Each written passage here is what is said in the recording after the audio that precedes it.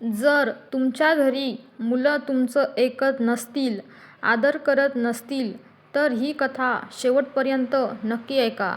कारण महादेवांनी यामागचं खरं कारण उघड केलं आहे. आई वडिलांना दिलेलं दुःख कधी आपल्या मुलांच्या रूपाने परत येतं हे तुम्हाला माहीत आहे का? स्वतः भगवान शिव यांनी सांगितले आहे, काही पापांमुळे घरात अशी संतान जन्माला येते जी आयुष्यभर आई वडिलांना अश्रू देते.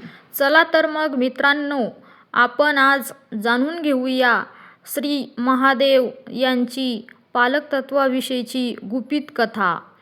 भगवान शिव कैलास पर्वतावर समाधीत होते.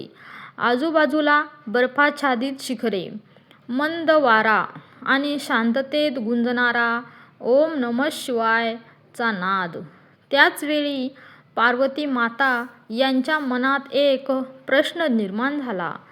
त्या प्रेमळ स्वरात विचारतात, नाथ, पृथ्वीवर अनेक माता पिता दुःखी दिसतात. काहींना अशी संतान मिळते जी आई वडिलांना त्रास देते, अपमान करते, कष्ट देते. हे का घडते? यामागे कोणते कर्म असते? महादेव मंद स्मित करतात. देवी, प्रत्येक दुःखामागे कर्माची बीजे असतात. आज तुला एक कथा सांगतो. एका गावात सेठ धनराज नावाचा श्रीमंत मनुष्य राहत होता. मोठा वाडा, नोकर चाकर, शेतजमीन, पण मन मात्र कठोर. त्याचे वृद्ध आई वडील त्याच्याच घरी राहत होते, पण धनराज त्याचा आदर करत नसे. तो म्हणे, तुमच्यामुळे माझ्यावर खर्च वाढतो. आता तुम्ही वृद्ध झाला आहात, पण माझ्या उपयोगाचे नाही. आई डोळ्यात पाणी आणून म्हणायची, बाळा, आम्ही तुला वाढवलं, रात्रंदिवस जागून तुझी सेवा केली. पण धनराजच्या मनावर अहंकाराचा पडदा पडला होता. त्याची पापे महादेव पार्वतीला सांगतात. वृद्ध आई वडिलांचा अपमान, त्यांना अन्न पाणी वेळेवर न देणे, दीनदुबळ्यांना मदत न करणे, खोटं बोलून व्यापारात फसवणूक, संत महात्म्यांचा अपमान. एक दिवस तर त्याने मर्यादा ओलांडली. त्याने आई वडिलांना गावाबाहेर सोडून दिले. त्या रात्री आई वडील उपाशीच देवाचा जप करत होते. देवा, आमच्या मुलाला सद्बुद्धी दे. दुसरा कर्मफळ. काही वर्षांनी धनराजाला पुत्र झाला. मोठा जल्लोष झाला, पण बालपणापासूनच त्या मुलाच्या स्वभावात हट्ट, राग, क्रूरता दिसू लागली.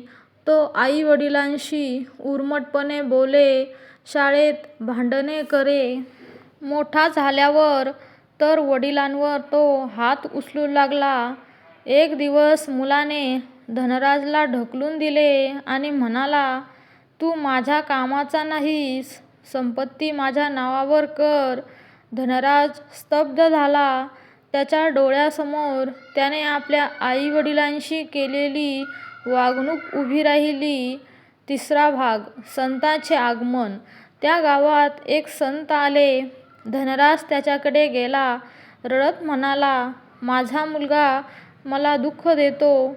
हे माझ्या कोणत्या पापाचे फळ आहे?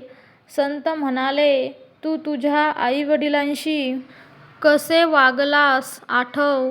धनराजच्या मनात सगळं स्पष्ट झालं. कैलासावर पुन्हा संवाद.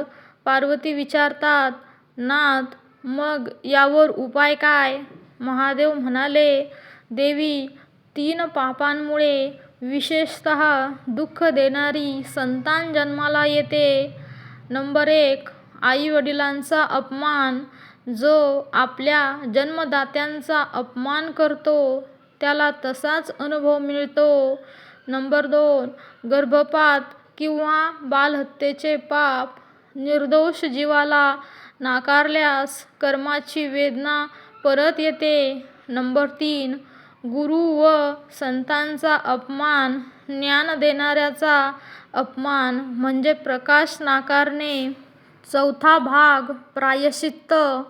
संतांनी धनराजला सांगितले, वृद्ध आईवडिलांची सेवा कर. जरी ते आता नसले तरी इतर वृद्धांची सेवा कर. दररोज ओम नमः शिवाय जप कर. गरिबांना अन्नदान कर. मुलावर प्रेमाने संस्कार कर. धनराज बदलू लागला. तो गावातील वृद्धांची सेवा करू लागला. गरीब मुलांना शिक्षण देऊ लागला. हळूहळू त्याच्या मुलाच्या स्वभावातही बदल दिसू लागला. महादेवाचे अंतिम वचन.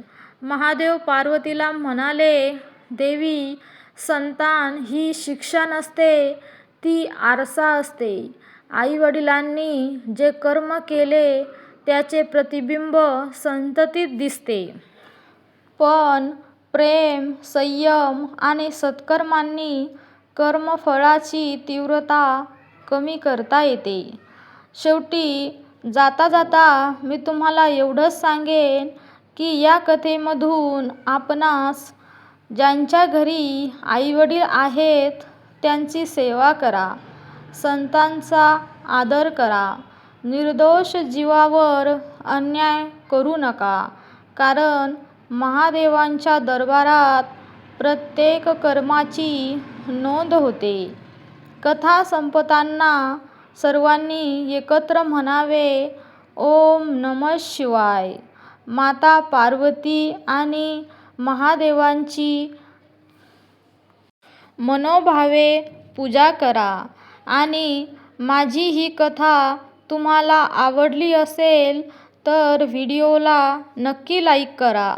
आणि असेच नवनवीन व्हिडिओ बघण्यासाठी माझ्या पवित्र धर्मकथा या चॅनलला लगेच सबस्क्राईब करा आणि व्हिडिओ इतरांपर्यंत शेअर करा. धन्यवाद.